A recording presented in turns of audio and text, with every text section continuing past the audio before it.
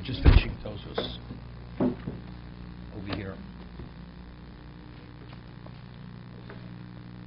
Tosos had cited a Yesh Meforshim, that the Yesh Meforshim answered that the reason why you need the principle of mitzvah says you should as my woman, the woman's obligated, because if you only have a lav, although makeh hashon savedo and shluach hakan have a lav, and regarding laving, we don't differentiate between a man and a woman. But if you only have a lav, if you have a conflict between the asay and the lav, we say asay dochalos asay.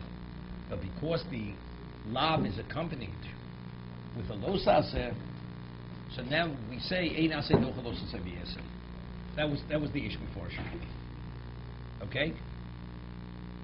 If I'd only have the lav and the woman would have no relevance to the asay, I would say asay dochalos asay.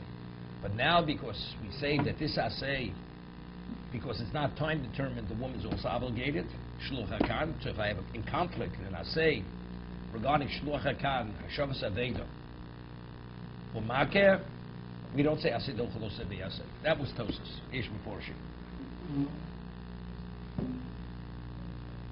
So that is not the standard profile.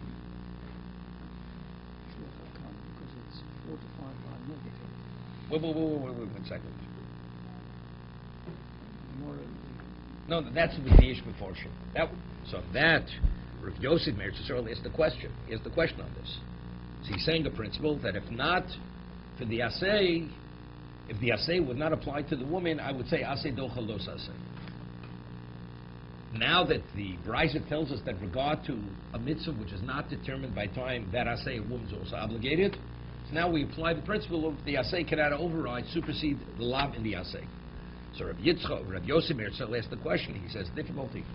The Gemara says in Shabbos that if you have truma tumeya, you have oil that was extracted from olives that were truma olives, it becomes contaminated. What's the halacha? It has to be burnt.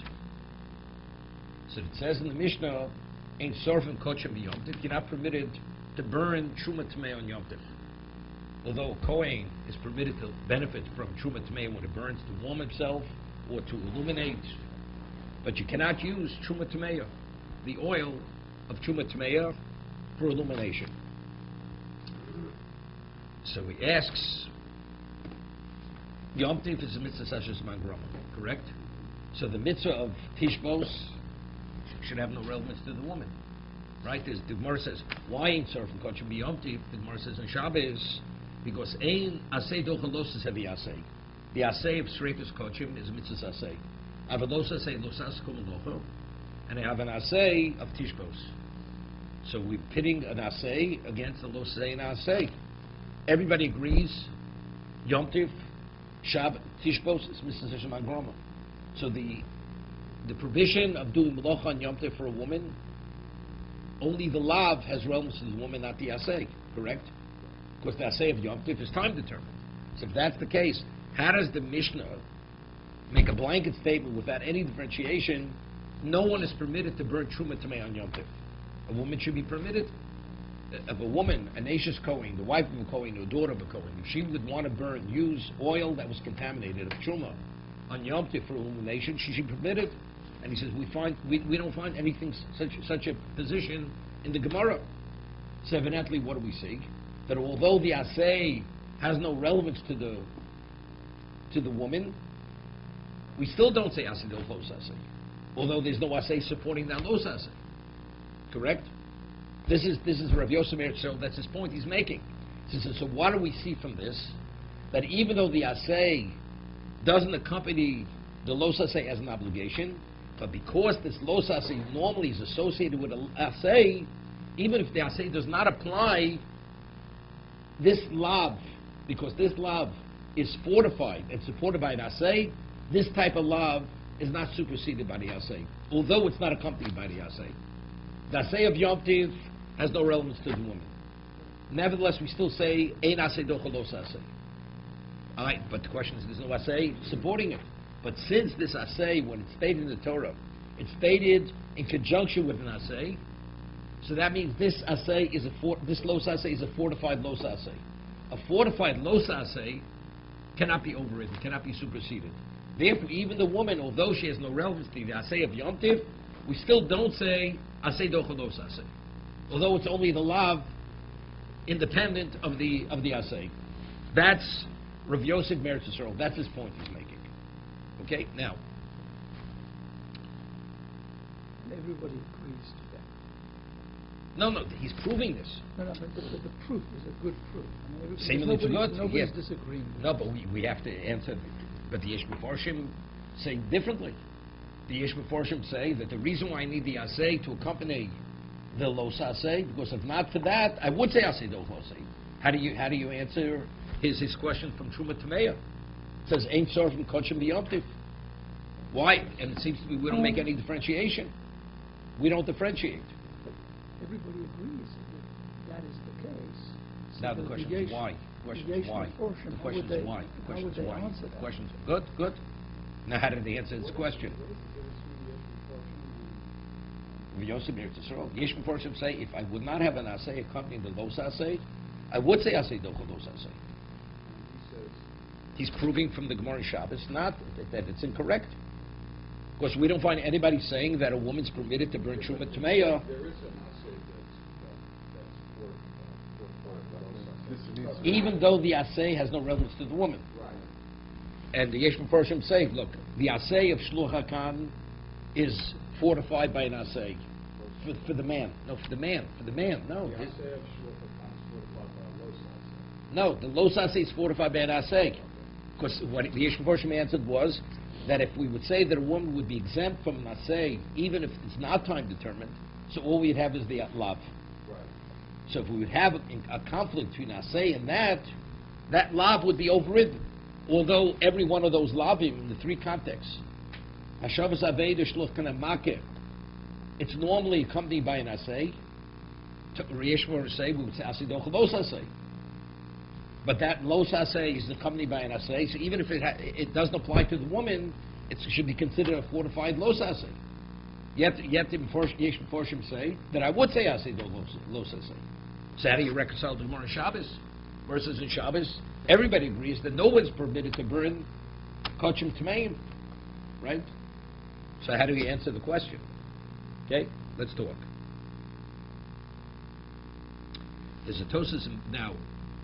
Why are you not permitted to burn Truma Tameya on Yom Tov? Tosas says in Shabbos and Behar, Nish Drabanan. It's only Osam Drabanan. Why? I mean, seemingly, we don't need Asay Docha Los Asay. If we say the person's permitted to benefit from the Truma while it's being burnt, it's Ochel Nefesh. That you're permitted to cook on Yom Tov. Is it Asay Docha Los Asay? Torah says Ochel Nefesh is permitted. Anything which accommodates your need, whether it's illumination, warming you, something which accommodates your need on Yom Tiv, the Torah says that's permitted. It's not Asay Docha Los Asay. It's not because there's a mitzvah of celebrating the Yom Tiv, therefore it's an overriding factor. It's not because there's a conflict. Torah never prohibited. Anything which is Ochel Nefesh, Torah says is permitted on Yom Tiv. So if that's the case, lighting Truma Tameya, which offers you illumination, why are you permitted? It's Ochel Nefesh. But how would I know that?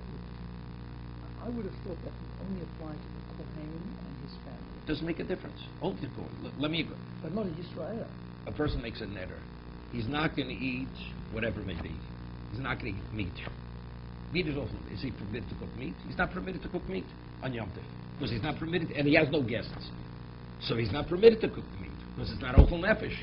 So Truma is no different. Truma is only permitted to the Kohen and his family.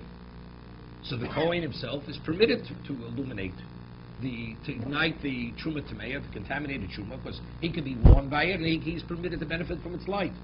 A non-Kohen is not permitted. So for him it's Ochel Nefesh. For another Jew it wouldn't be considered Ochel Nefesh. But yet, Tosas says that Truma Tameya, no one's permitted to ignite it. That's my question. Why is the Kohen not permitted? Wait a second, that's Tosas' question. In Shabbos and in Behar. Tosas, Shabbos, and Behar asked this question. It's Ochel Nefesh. I understand why Israel is not permitted. Correct, he's not permitted. That's Tosas' question. Tosas answers that Truma Tameya on a Torah level is permitted to a Kohen and his family. Rabbinically, it's not permitted. Why is rabbinically not permitted? Because a person, what happens if a person has no sir? Carbon that was left over. Are you permitted to burn it on Yom Tov? Are you permitted? So the Gemara asks, why not?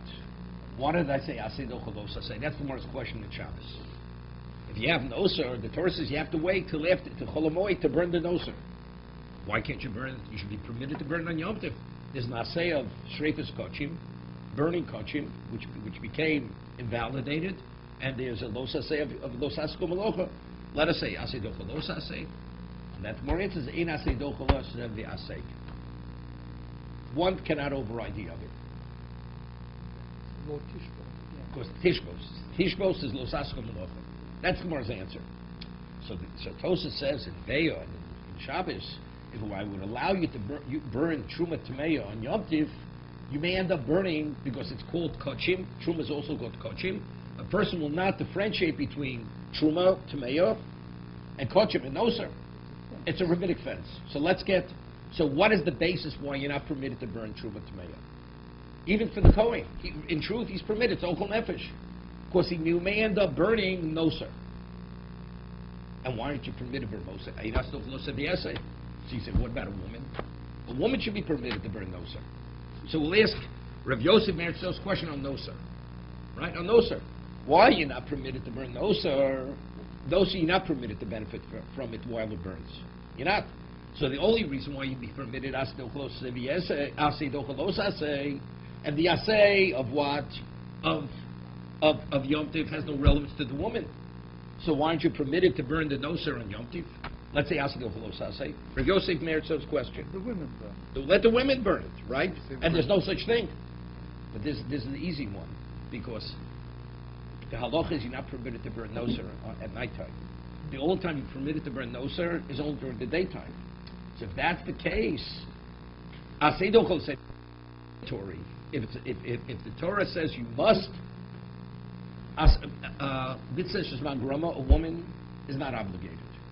Or we can say a mitzvah, even if she fulfills the mitzvah, she gets some degree of credit, but does it have the force to supersede a los hasay? Doesn't have that force. Because she's not obligated.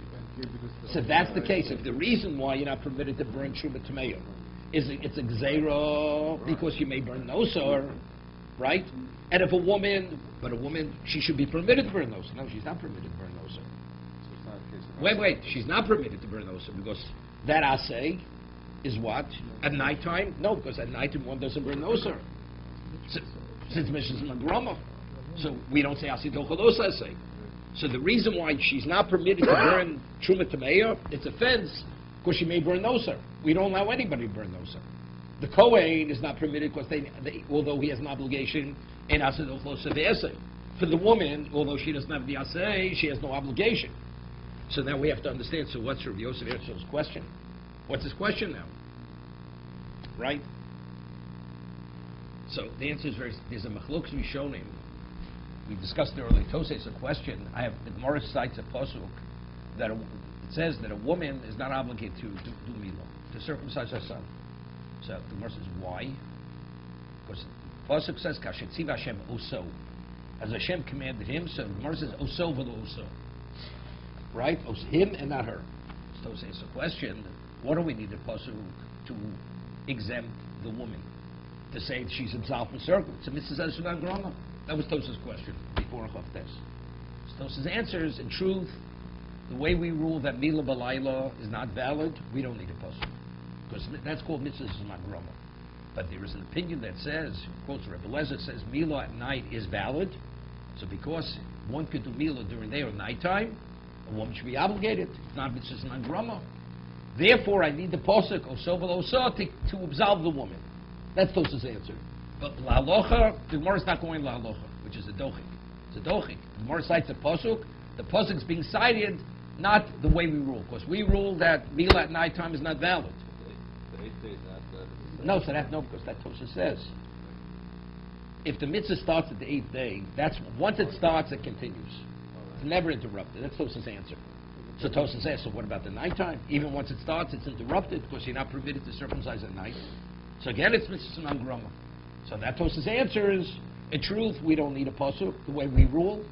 The Mila B'Layla is not valid. We need, according to the opinion, that it is valid. So it comes out, and let me say, it's a dochik. The Gemara is citing a pasuk, not according to halacha. Of course, according to halacha, it's a mishas azman groma, right? That's Tosis. So we mentioned then, it's machlokes rishonim. It's not simple. That you're not able to circumcise at night is mishas azman groma.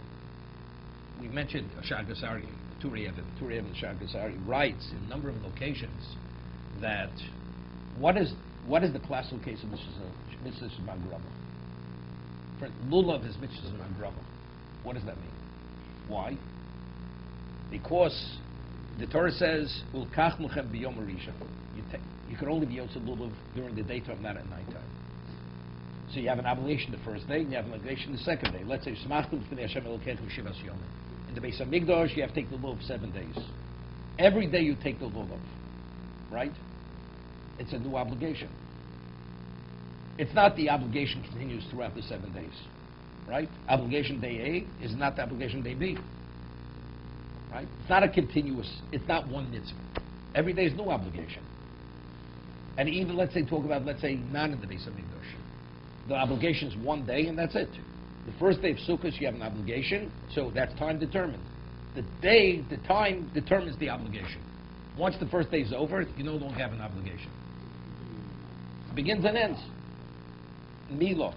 If one doesn't circumcise his child on the 8th day, the obligation tomorrow, although he can't circumcise his at night, it's not valid.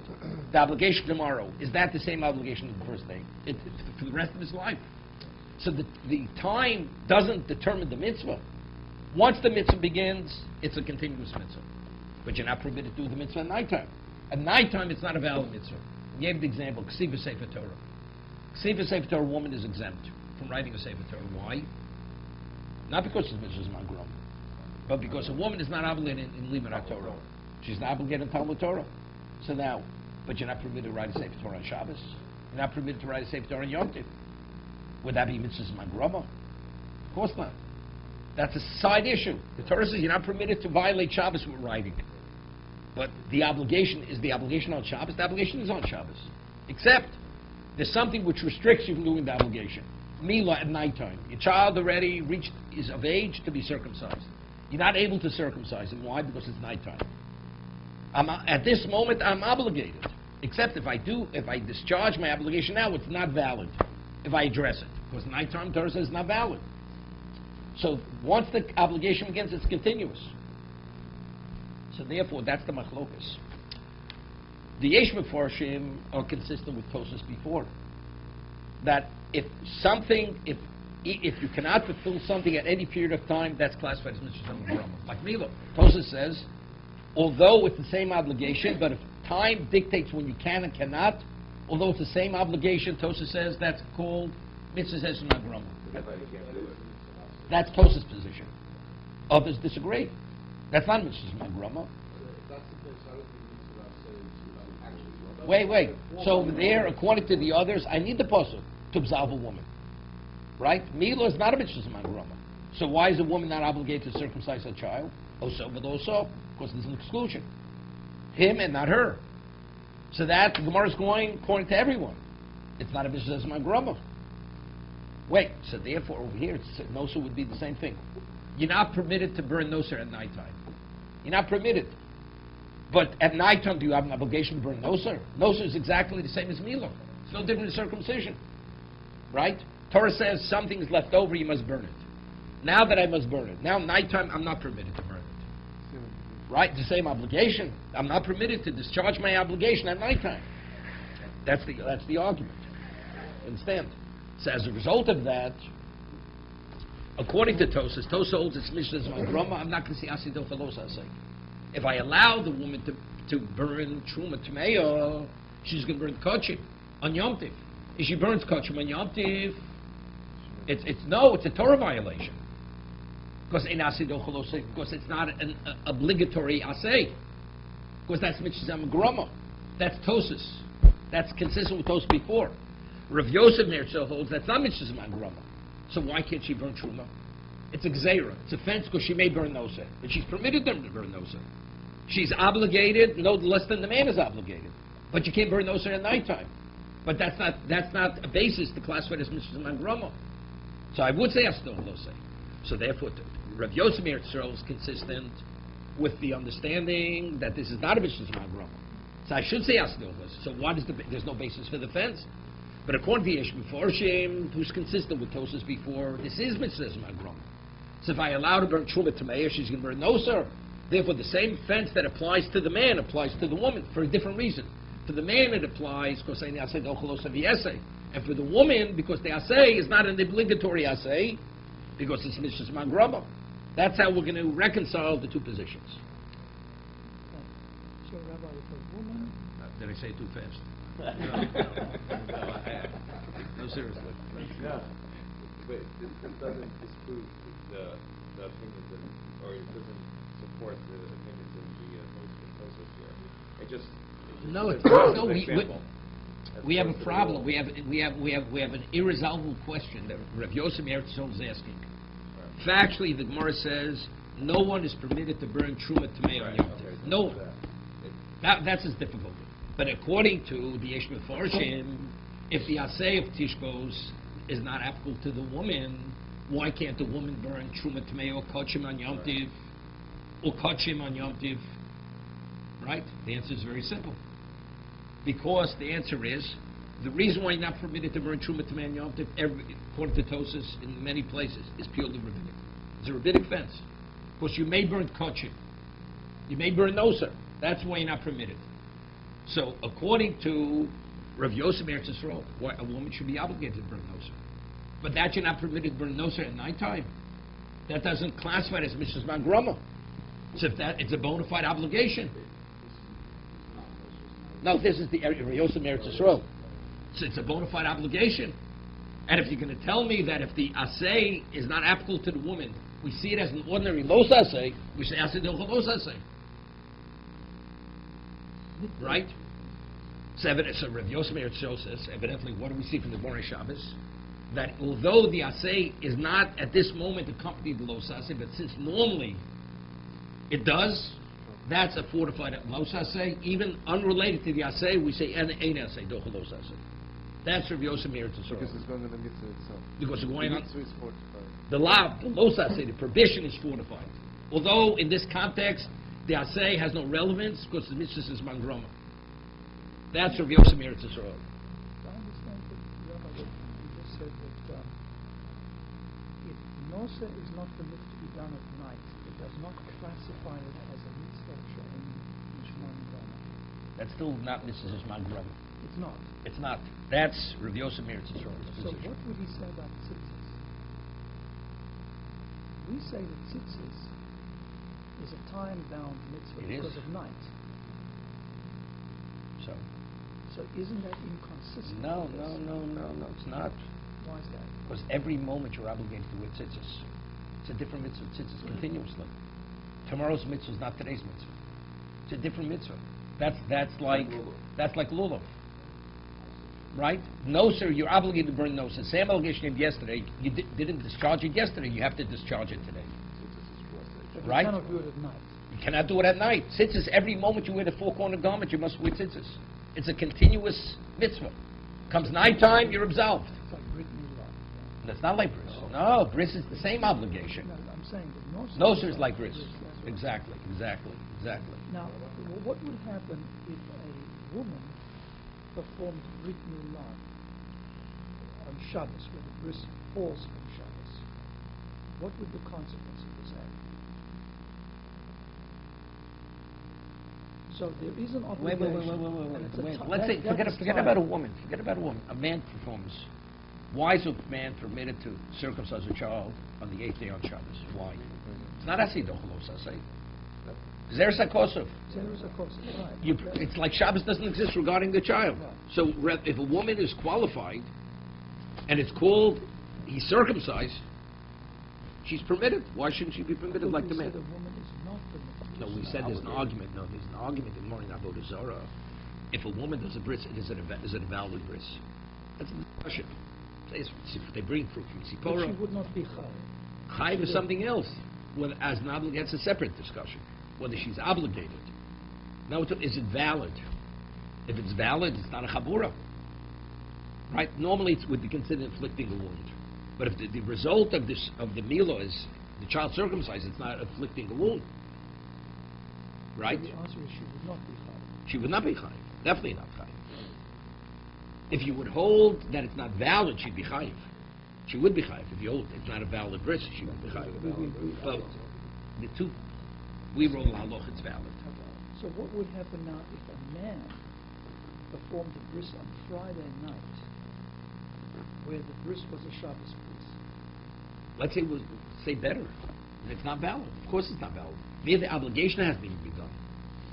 It hasn't begun? No. You don't say that Shabbos comes No, in. no. Because it starts. The obligation begins on the 8th day during the daytime. So he went too early. Too early. It's So like he would be chayav then. he'd be chayiv also. He would be chayav. Right? The obligation hasn't begun yet. It's no different than what about if it would be the 9th? It would be the 9th night, even if the obligation began. But if circumcising at night is not valid, so what have you accomplished? The child is not considered circumcised. So it's a chabura. Just so you created a wound. Either way, we say the bris is valid.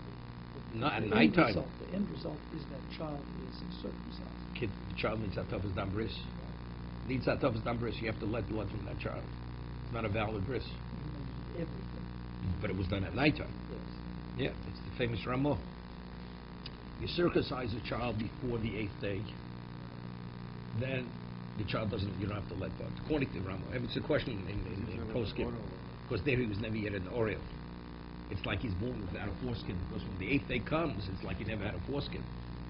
Yeah. Okay, sorry, under discussion. Wow. Because it's machlok in the post-skin, what do you need? This Shitas of Ramah. That's the Ramah. The Shach says you need a toast numbers. Yeah, today, the Machmi. People have to have toast numbers before the 8th day.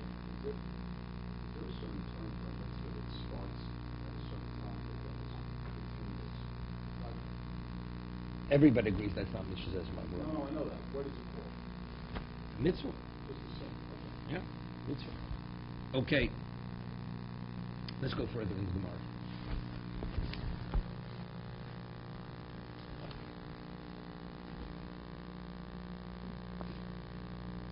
Mitzvah sasation mangrom noshim peturos. We're at the two dots.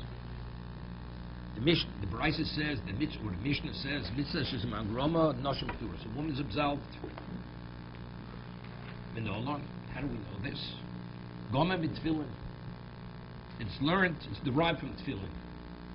Mat tefillin noshim peturos. Afkol mitzvah sasation mangroma noshim peturos. So Rashi explained why is tefillin mitzvah mangroma? Either because one has no obligation at nighttime to wear tefillin, which is a machlokes in the Gemara, but everybody agrees Shabbos one does not wear tefillin. So if Shabbos one has no obligation to wear tefillin, it's mitzvah mangroma. It's time determined. Right? You're not permitted to wear tefillin on Shabbos. How does someone say that it's not? No, everybody agrees. Everybody agrees. Tefillin, it's mitzvah mangroma. That would be no different than writing a Torah also. Whoa. Shabbos comes, you're not allowed to. No, yeah. That's not the reason. No. It's oath. No, it's different. There it's a side issue. Torah says you need one oath, not two. Therefore, tefillin has no relevance. There is no obligation. Right? You have no obligation to wear tefillin on Shabbos. Same thing, you have an obligation, except I'm not able to. Okay? So, but now the question is, but how do we know tefillin, that a woman's not obligated? Right?